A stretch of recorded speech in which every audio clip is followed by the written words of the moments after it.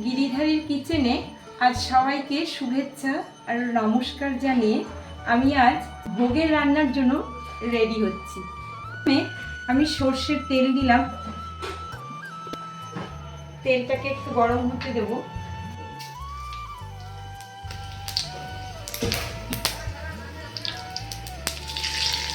পাঁচফোড়ন, শুকনো লঙ্কা, তেজপাতা দেওয়ার পরে আমি মেশানো সব রকম সবজিগুলো দিয়ে দিলাম। ব্যাস, সবজিগুলো দেওয়ার পরে আমি পরিমাণ মতো নুন দিয়ে দিলাম। আপনারা আপনাদের স্বাদ অনুযায়ী নুনটা দেবেন, আর একটু হলুদ দিয়ে দিলাম। ব্যাস, এইভাবে একটু নাড়াচাড়া করে একটুখানি জল দিয়ে দিলাম, উষ্ণ গরম জল করা ছিল। আর এটা আমি ঢাকা দিয়ে দিব কিছুক্ষণের জন্য, নেড়ে দিয়ে।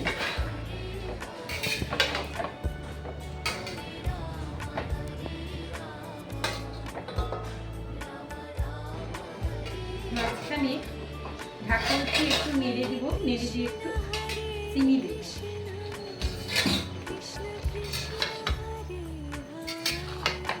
তোমরা আন্দাজ মতো চিনিটা দেবে, আমি সবজি অনুযায়ী আন্দাজ মতো মিষ্টিটা দিয়ে দিলাম।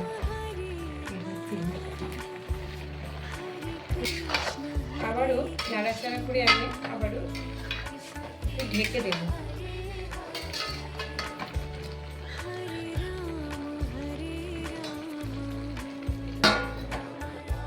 এদিকে ঢাকনাটা খুলে আরেকবার আমি নেড়ে দেব।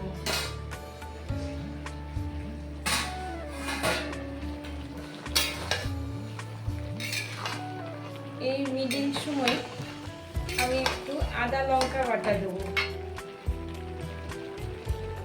বেটে রেখেছি। এখানেও আমি 3 চামচ দেব।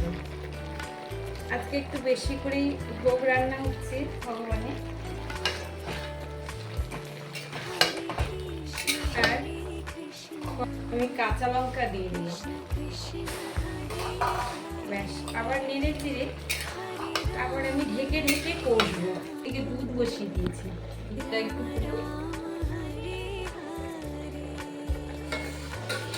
এটা হয়ে এসেছে। এবার নাড়া দিলে আমাদের এটা কমপ্লিট হয়ে আসবে। মৌরি আর জিরে গুঁড়ো হালকা ভেজে রেখেছিলাম, ওটা 1/2 চামচ দিলাম। আর একটু ঘি দেব। ভগবানের রান্নায় ঘি না দিলেই মানে অসম্পূর্ণ থেকে যাবে।